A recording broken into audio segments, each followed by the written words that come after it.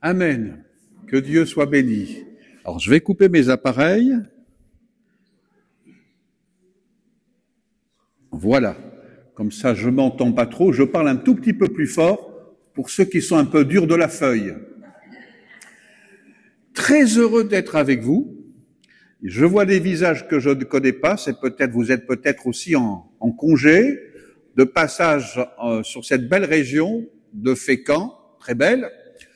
Il manque un peu de soleil, mais vous les avez remarqué, notre frère Luc nous a choisi un beau cantique pour commencer. Dans mon âme, un beau soleil brille. Et ça, c'est bien.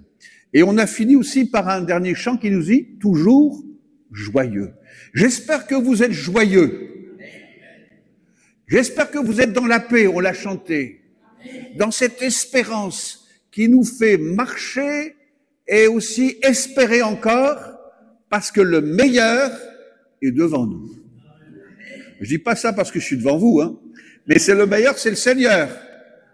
Le meilleur, c'est le Seigneur. C'est ce qui nous attend. Parce que si nous regardons aux hommes, j'aimerais vous dire, c'est compliqué. Vous écoutez la radio, ou vous regardez la télé, vous voyez quoi? Des conflits qui se passent ici et là, dans un pays aussi compliqué aussi à gouverner. On ne sait pas de quoi sera fait demain, mais nous, notre espoir est dans le Seigneur. Et nous ne sommes pas inquiets parce que Dieu est au-dessus de tout. Et Dieu gère toutes choses. Amen. Bon, ben, j'ai fini. J'ai terminé, vous avez compris. Non, on va se nourrir de la parole. Quelqu'un dit, Seigneur, nous voulons appuyer notre vie, notre foi sur ta parole. Et ce qui est pour nous important, c'est la parole de Dieu. Tout à l'heure, je regardais ceux qui nous faisaient chanter, celui qui nous conduisait, vous avez remarqué, ils avaient tous une paire de lunettes. Moi aussi. Et si je vous regarde, j'ai presque envie de dire, presque la moitié des personnes ont une paire de lunettes. Pourquoi? Parce qu'on s'est aperçu à un moment donné qu'on avait des problèmes de vue. On ne voyait pas bien. Vous avez remarqué? Vous savez qu'on s'en rend pas toujours compte qu'on a une mauvaise vue. Moi, un jour, il a fallu que quelqu'un me le dise. Je me souviens d'un frère du Havre, et il est toujours dans le même état, quand il lit sa Bible, il est comme ça. Alors, je lui dis, frère, vous devriez acheter une Bible avec des plus gros caractères, ce serait plus facile. On dit, non, ça me va bien. C'est vrai que certains le connaissent, c'est notre frère Joël, cache-le. Sa Bible, il la connaît, hein, et on a l'impression qu'il la connaît pas, il est toujours en train de la lire. Mais c'est vrai que sa paire de lunettes, c'est toujours la même depuis peut-être 20 ou 30 ans. Il aurait peut-être dû changer de lunettes. Peut-être que vous avez besoin de changer vos lunettes. Je fais pas de la publicité, mais vous savez que c'est important de veiller sur sa vue. J'ai un ami chrétien, croyant, qui est âgé, il m'a dit, ça va, frère, j'ai acheté une nouvelle voiture, j'ai déjà fait deux accros. Mais le problème, c'est qu'il ne voit plus clair. Et un jour, je l'ai conduit il roulait, j'étais à côté de lui. On a pris un rond-point, je voudrais vous dire, j'ai eu la peur de ma vie. Merci Seigneur, il ne conduit plus. Il y a moins de danger. Parce que vous savez, c'est dangereux quand on ne voit pas clair. Et aussi, on peut amener des gens, la Bible en parle, parfois ce sont des aveugles qui conduisent des aveugles. On peut être aussi aveugle spirituellement. Alors j'aimerais vous poser cette question, c'est le thème de mon message, comment sont vos yeux? Comment sont vos yeux? Comment vont vos yeux? Alors on va faire une lecture, si vous le voulez bien, dans l'évangile de Matthieu, au chapitre 6, au verset 22. L'évangile de Matthieu, chapitre 6, au verset 22. Voici ce qu'il nous est dit.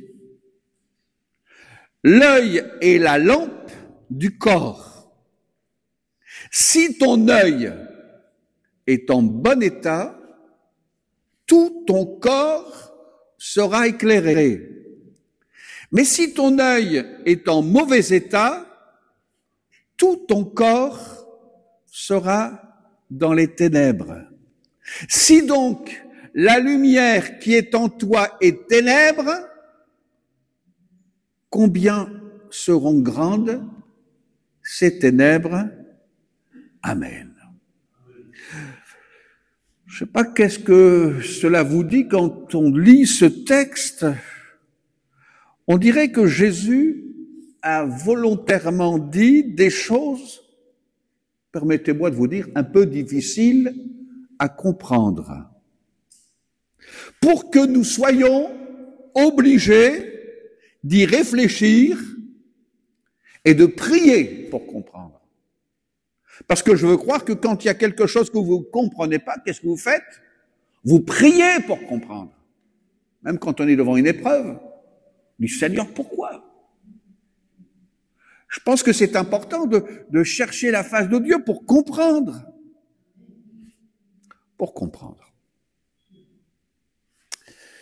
Le mot utilisé pour bon état, si ton œil est en bon état, dans la version originale, est aplous, qui peut être interprété comme singulier, sain, en bonne santé ou merveilleux. J'aime bien cette expression en bonne santé. En bonne santé. Alors, j'ai lu une version, The Message, qui paraphrase ces deux versets. Écoutez bien, j'ai trouvé très intéressante. Tes yeux sont une lampe qui éclaire ton être entier. Si tu vis les yeux grands ouverts dans l'émerveillement et la confiance, ton corps sera rempli de lumière. Mais si tu vis les yeux plissés dans la convoitise et le doute, ton être entier sera comme un grenier moisi. Elle est forte, hein, cette expression. Ton corps sera, ton être entier sera comme un grenier moisi. Garde les yeux ouverts, ta lampe allumée, afin de ne pas devenir moisi et sombre. Garde ta vie aussi bien éclairée que ta pièce la plus lumineuse. Alors, je vous pose cette question ce matin, je vais peut-être me la poser. Est-ce que nous voulons que notre vie soit bien éclairée, notre corps soit bien éclairé, ou est-ce que nous voulons être comme un grenier moisi? Il y a une pièce dans notre maison, au sous-sol, si on n'a l'air pas bien et si on s'est aperçu, ma femme m'avait dit, on sent le moisi. Ça vous est déjà arrivé de voir une pièce qui sent le moisi? Qu'est-ce que vous faites? C'est pas mal, ça sent bon, ça sent le vieillot. Est-ce que ça vous contentez de ça? Non. Qu'est-ce qu'on va faire? On va aérer, on va faire quelque chose. Ma femme m'a dit, il faut tout retourner, il y a des choses qu'il faut jeter, mais il ne faut pas laisser le moisi à la maison. Et c'est vrai. Est-ce qu'on va laisser le moisi dans notre être entier, dans notre cœur? Dans mon âme, un beau soleil brille, et quand le soleil brille, vous avez remarqué, qu'est-ce qu'on fait quand le soleil brille? On ouvre les fenêtres, hein, pour laisser le soleil rentrer. On va pas baisser, bien sûr, quand il fait trop chaud, on baisse la persienne, peut-être, mais on veut laisser le soleil briller. Quel est l'état de ton cœur? Est-ce que tu es sombre? Est-ce que ton cœur est sombre? Est-ce qu'il y a la convoitise? Est-ce qu'il y a le doute? Est-ce qu'il y a toutes ces choses qui viennent t'empoisonner? Ou est-ce que ton cœur est dans la paix? Je me souviens de cette personne qui était ma cousine, mais qui avait l'âge de mon père. Elle avait la sclérose en plaques, elle pouvait plus bouger. J'étais jeune pasteur, je la visitais. Vous savez la première chose qu'elle me disait? Dans son état, elle mangeait qu'avec une paille, hein, elle pouvait plus rien faire. Elle me disait, Daniel, quel privilège nous avons d'être à Jésus. Elle me dit, comment ça va toi? Vous savez, même si j'avais mal ici ou là, ou dans mon bras ou quoi, je ne savais pas quoi dire devant son état. Elle était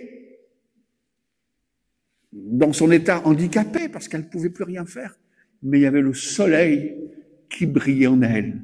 La paix de Dieu qu'on a chanté tout à l'heure. La grâce de Dieu, ça c'est quelque chose d'extraordinaire. Est-ce que le soleil brille? C'est important. Un jour, deux hommes C'était des amis de toujours. Et ils s'entretenaient comme parfois ça vous arrive de vous entretenir avec un ami. Et ils travaillaient au même endroit, hein, et ils avaient un avis différent sur leur lieu de travail.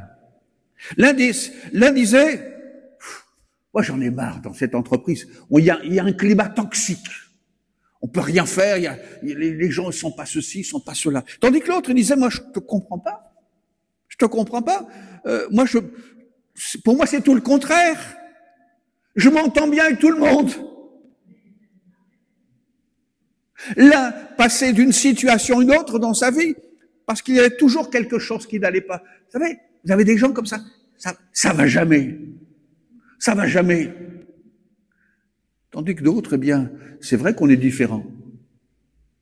Vous avez peut-être remarqué que le frère Luc ne fait pas chanter comme le frère Étienne ou comme Franck. Mais on se fait du bien avec chacun, oui ou non? Ben oui. On est différents. Et c'est une richesse. Vous avez remarqué que j'ai 5 doigts, vous aussi? Non, j'en ai même 10. Hein. Et celui-là, il est différent du pouce. Hein. Mais vous savez qu'il est indispensable. Moi, je suis content d'avoir 5 doigts. Et il suffit parfois d'avoir un petit problème. À l'un d'entre eux, ça devient compliqué. Certains, ils ont parfois un des doigts qui est coincé. C'est gênant. Mais ils sont tous utiles. Et dans l'œuvre de Dieu, nous sommes tous utiles. Amen. Et on est indispensable et on a besoin des uns des autres, même si parfois, certains sont pas tout à fait comme on le voudrait. Ils sont différents. Vous êtes d'accord avec moi? Mais c'est une richesse. Alors, je reviens à nos 2 hommes. Le problème de cet homme, c'était quoi? C'était ses yeux. L'un voyait la joie chez ses collègues et des possibilités de travail. L'autre voyait constamment des situations toxiques. Mais le problème, c'était lui, ses yeux. La vie est filtrée à travers des yeux qui décident si l'homme intérieur est rempli de lumière et d'obscurité.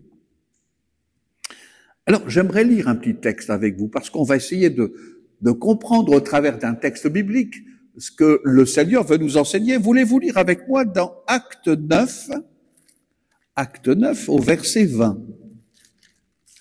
Le texte va s'afficher. Il est peut-être même déjà affiché. Voilà, ça va vite. Hein.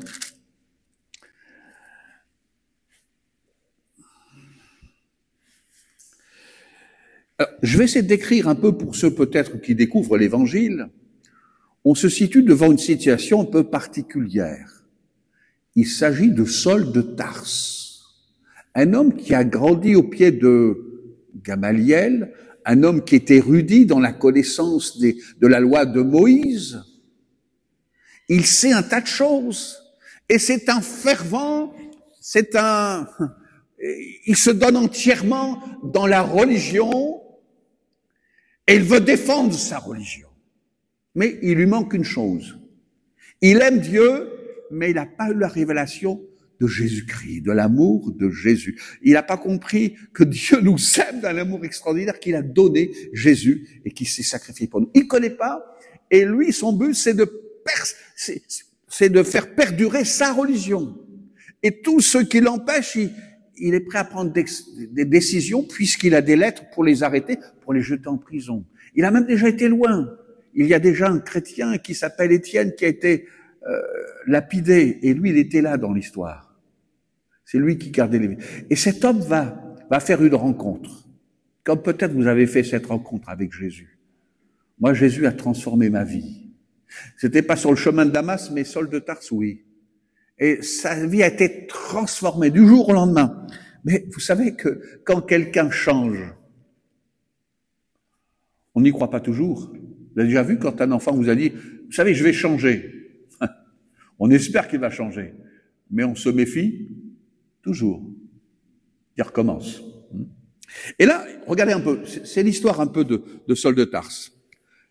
Alors, il fait une rencontre, il y a Ananias, Dieu lui révèle que cet homme a changé, il y a quelque chose qui se passe et que Dieu va se servir de lui.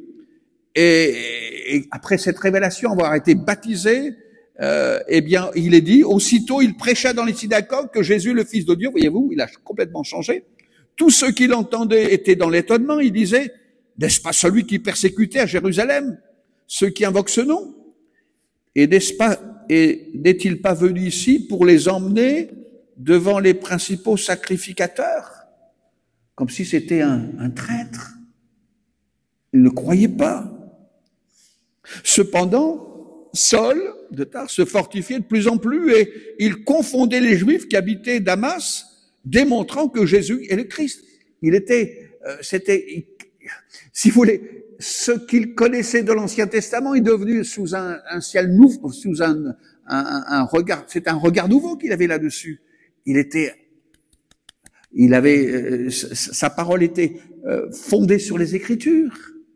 Il y avait la révélation de Jésus, c'était extraordinaire. Mais les gens doutaient. Les gens doutaient. Verset 26, acte 9, verset 26. Lorsqu'il se rendit à Jérusalem, Saul tâcha de se joindre à eux, mais tous le craignaient, ne croyant pas qu'il fût un disciple.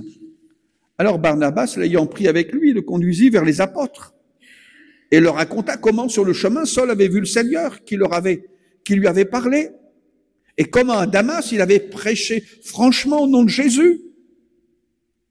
Il allait et venait avec eux dans Jérusalem. Vous avez remarqué que les chrétiens de Jérusalem, ils ont regardé Saul de Tarse, qui prétendait être un chrétien, ils ont vu un piège. Ils ont vu un piège et ils ont dû penser, il prend des notes pendant la prédication, pendant les réunions, et il va nous dénoncer au souverain sacrificateur. Eux, ils ont un regard, c'est quoi? C'est, comme on dit, parfois c'est du lard ou du cochon, hein? On ne sait pas. C'est vrai ou c'est pas vrai? Qu'est-ce qu'il est en train de faire?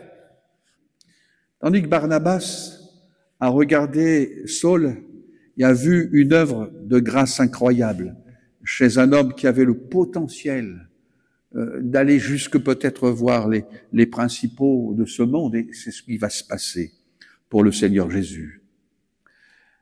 Barnabas a eu des yeux extraordinaires, éclairés. Je voudrais vous poser cette question. Est-ce que nous avons des yeux en bonne santé? Est-ce que nous avons des yeux en bonne santé?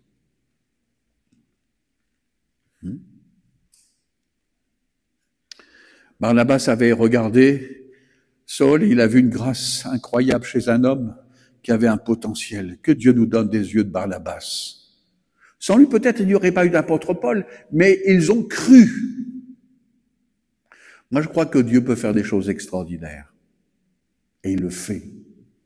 J'aimerais vous dire, j'ai eu l'occasion de voir par mon travail aujourd'hui dans l'aumônerie de prison, j'ai vu des hommes condamnés. J'en connais un, il a été condamné à 32 ans de prison. Il a encore 2 ans et demi. C'est rare, des gens qui ont été condamnés tels. Il a encore 2 ans et demi à faire. Et il y a eu un travail, mais Dieu continue son travail dans son cœur. Il me disait, cette semaine, pasteur, il y a encore des choses qui ont besoin de changer dans ma vie. Il y a encore des choses qui ont besoin de changer dans ma vie. Mais Dieu fait son œuvre. Alors que cet homme, il n'y avait pas un pire que ce qu'il a fait. Mais Dieu est en train de changer. Dieu peut toutes choses. Moi, je crois que Dieu fait des choses extraordinaires. Alléluia. Il l'a fait pour moi. Il peut le faire pour vous. Dieu change. Alléluia. Seigneur, donne-nous des yeux pour voir. Combien de fois manquons-nous d'encourager l'œuvre de Dieu parce que nos yeux incrédules ne laissent passer que les ténèbres, l'obscurité et les impossibilités. Alors, oui, mais c'est pas possible pour nous. Dieu peut tout. On le chantait, ce petit cœur. Dieu peut tout, n'importe où, pour chacun parmi nous. Vous le croyez, ça? Dieu peut tout. Parfois on dit, moi non. Mais si, toi tu peux. Dieu peut toutes choses. Dieu fait des choses extraordinaires. Alors, combien de fois nos yeux ne voient-ils pas ou plutôt, combien de fois nos yeux ne voient-ils que ce qu'ils pensent voir, sans prendre en compte ce que Dieu fait dans cette vie? Moi, je trouve que Dieu fait des choses extraordinaires. On a des problèmes de vue. Tout à l'heure, je l'ai dit, je reviens. Il y a au moins deux choses qui peuvent empêcher nos yeux de bien voir. La maladie et les paupières. La maladie, ça peut être la vue qui baisse. Et après avoir consulté un ophtalmologiste, il s'agira de mettre une paire de lunettes avec des verres qui corrigent le déficit de notre vue. Vous l'avez fait, si vous avez un problème de vue, il faut corriger, hein. Faut pas vivre comme ça. Moi, si je retire mes lunettes, je vais vous voir, mais je vais pas voir vos têtes. Je les vois plus. Parce que j'ai un problème de vue. Il faut que je corrige. Donc, je mets une paire de lunettes. Je les remets, c'est mieux. On peut souffrir d'un glaucome ou d'un début de cataracte. Sans être un spécialiste, il y a des gouttes pour soigner le glaucome et il y a même une opération pour soigner la cataracte. Peut-être vous avez déjà été opéré de cela. Donc, on peut soigner. Pour ce qui est des paupières, dans ce cas, pas besoin d'un docteur. Nous devons simplement ouvrir les yeux à ce que Dieu est en train de faire. Je crois qu'on a besoin d'ouvrir les yeux. Vous vous souvenez de ce cantique qui dit « Dieu tout-puissant, comme mon cœur considère tout l'univers créé en ton pouvoir. » Parfois on dit « Seigneur, tu pourrais faire ça pour moi, est-ce que tu peux m'aider ?» Mais Dieu, il peut tout. Et vous savez tout, qu'est-ce que c'est? C'est tout. La Bible dit « Faites connaître à Dieu vos besoins spirituels. » Est-ce que c'est ça? Oui, c'est vrai, mais pas que ça. Tous vos besoins. Et tout, c'est tout. J'ai besoin d'ouvrir les yeux, Seigneur. Je vois pas, mais toi, tu peux toutes choses. Tu peux ouvrir les portes. Je me souviens d'une situation qui m'est arrivée. Nous vivions, à l'époque, j'avais quelques responsabilités dans l'EHPAD de Morteau-Couliboeuf. Et à l'époque, le Conseil général et l'ARS, cette petite structure, ils ne voulaient pas qu'elle continue.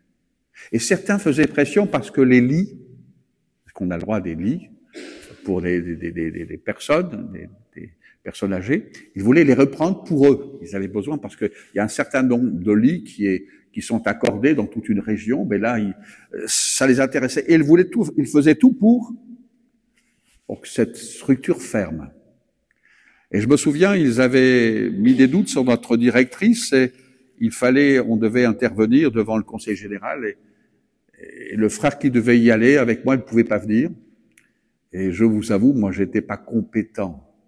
Je n'avais pas toutes les compétences, mais j'étais le président de cette EHPAD et j'ai dû aller au conseil général. Je vous avoue, je me sentais pas très à l'aise dans ce domaine. J'ai dit, Seigneur, si c'est toi qui as permis que je sois là, je sais que c'est toi qui ouvriras ma bouche. Et c'est toi qui conduiras toutes choses. C'est pas moi, je ne pouvais pas. Mais j'aimerais vous dire que ce Dieu tout-puissant, il m'a donné les mots et a disposé leur cœur afin que notre dossier soit maintenu et que nous puissions continuer l'œuvre. Parce qu'on a un Dieu tout-puissant. On ne doit pas dire c'est pas possible, c'est pas possible. Avec Dieu, nous ferons. Alors qu'est-ce que vous attendez? Mais c'est possible. Dieu peut tout. On doit compter sur sa grâce. Parfois on dit les cœurs sont durs. Oui, les cœurs sont durs. Mais quand il y a la présence du Saint-Esprit, les cœurs sont confondus. Même nous, on est confondus. Je ne sais pas si je vous l'ai dit, moi je me souviens d'une réunion de prière en prison.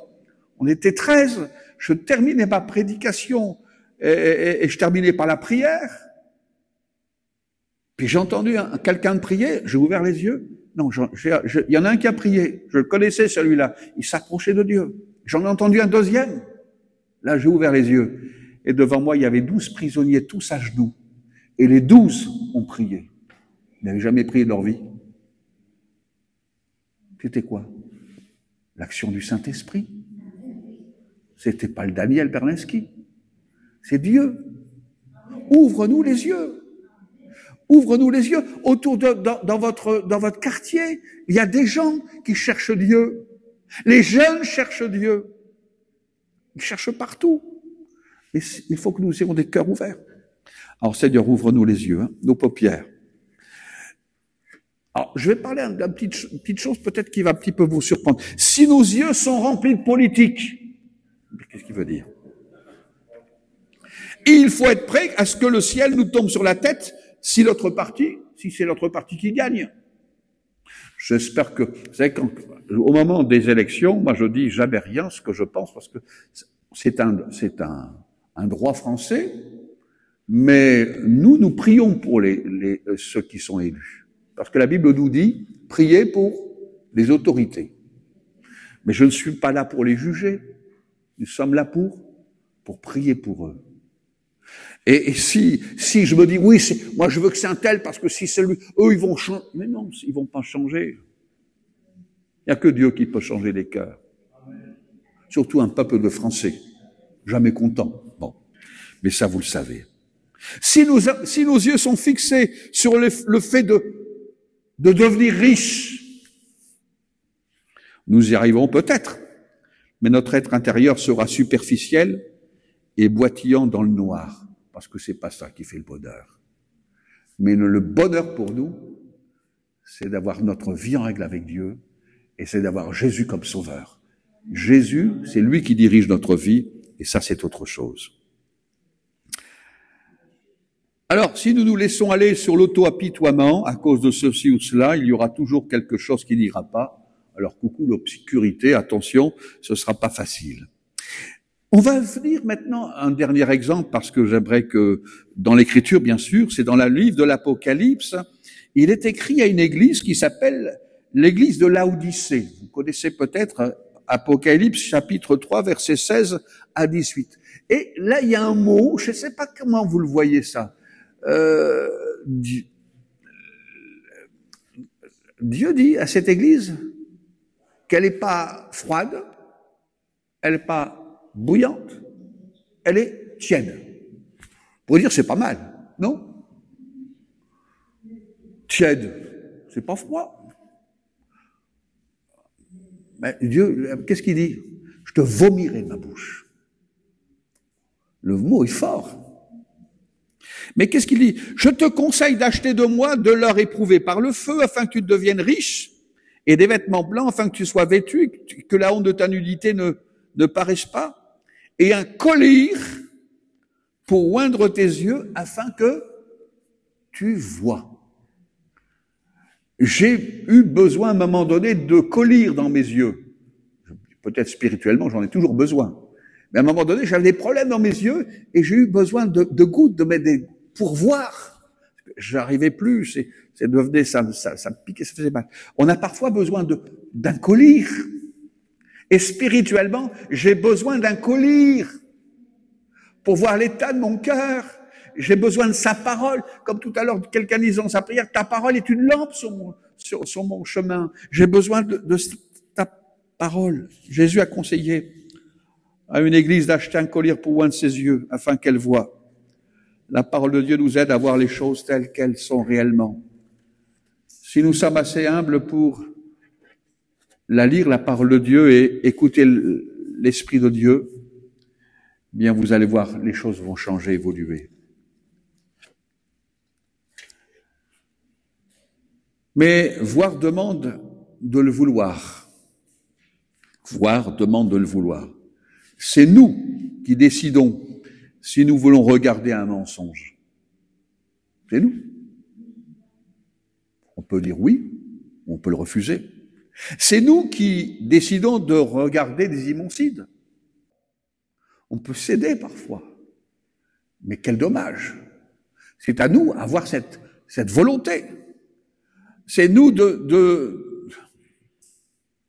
le vouloir, de regarder émerveilleux ce que Dieu accomplit autour de nous dans le tumulte. C'est de nous dire, Seigneur, merci pour ce que tu fais. Merci pour ce que tu fais dans mes enfants. Je le vois pas, mais je sais que tu agis. Un ancien cantique dit, compte les bienfaits de Dieu et mets-les tous devant tes yeux. Tu verras combien le nombre en est grand. Nous, parfois, on voit nos difficultés. Hein, je suis encore au chômage. J'étais devant tel, j'étais présenté, ça n'a pas marché. Mais mon Dieu va pourvoir à tes besoins. Parce qu'on a un Dieu tout-puissant. On a besoin de compter sur lui. Alors oui, nous pouvons décider de ce que nous regardons et de la façon que nous interprétons ce que nous voyons. Oui, nous le pouvons. Et j'ai besoin de voir clair. Je veux voir qu'il y a un rayon de soleil qui brille dans mon âme. C'est Jésus. C'est Jésus qui brille. Alléluia. Et nous ne voulons pas que notre être intérieur devienne moisi. Amen.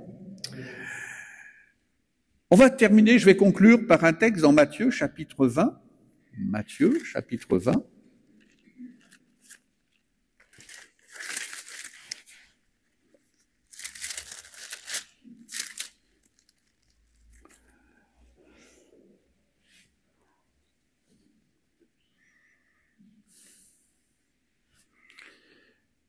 La foule les rabroua pour les faire taire, mais ils crièrent plus fort. Je lis dans la version Sober. Seigneur, fils de David, aie pitié de nous. Jésus s'arrêta, les appela et leur demanda, que voulez-vous que je fasse pour vous? Seigneur, répondirent-ils, que nos yeux s'ouvrent. Pris de pitié pour eux, Jésus leur toucha les yeux. Aussitôt, ils recouvrèrent la vue et le suivirent.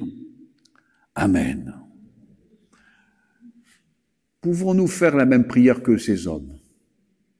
Seigneur, ouvre-nous les yeux. Est-ce que cette prière, on pourrait la faire ce matin? Vous dire, oh non, ça c'est bien pour les autres, pas pour moi. J'ai envie de dire ce matin avec vous, ouvre mes yeux, Seigneur. Ouvre mes yeux afin que je voie comme tu vois.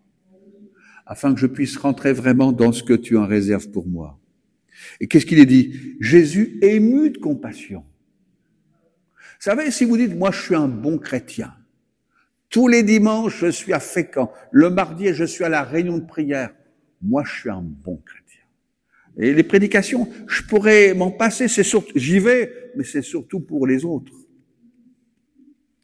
Vous savez, quand on parle comme ça, c'est qu'on a vraiment permettez-moi, vous permettez, comme je disais aux enfants, tu as du caca dans les yeux. C'est ça qu'on disait, parfois. Mais vous savez, parfois on a des choses qui nous empêchent de voir. Seigneur, enlève-moi tout ce qui m'empêche de voir comme toi tu vois. J'ai besoin de ta grâce. Seigneur, ouvre-nous les yeux. Alors nous regardons vers toi dans l'attente et l'émerveillement pour que notre être intérieur soit inondé de ta lumière, de ton espérance et non de moisie. Seigneur, j'ai besoin de ta grâce. Est-ce que vous l'avez compris ensemble? On baisse nos têtes quelques instants et on demande au Seigneur sa grâce. Seigneur, merci pour ta parole. Tu parles tantôt d'une manière, tantôt d'une autre, Seigneur, mais Seigneur, que par ton esprit, ce qui a été dit, peut-être passer justement bien, que ton esprit fasse le reste dans les cœurs, Seigneur. Nous nous attendons à toi, nous avons besoin de toi, de voir, de bien voir, Seigneur. Nous voulons voir comme Jésus. Nous voulons voir ta gloire au milieu de nous, Seigneur. Seigneur, tu bénis cette assemblée, merci pour le couple pastoral que tu as placé. Fais grâce, Seigneur, bénis-les, encourage-les, ô Seigneur, et que tous ensemble, nous puissions aller de l'avant. Je te prie aussi de bénir nos frères et sœurs qui nous visitent ce matin, de les bénir, Seigneur, de leur faire grâce à chacun, et qu'à toi perçoit toute la gloire, l'honneur et la puissance dans le nom merveilleux de Jésus. Amen. Amen. Que Dieu vous bénisse.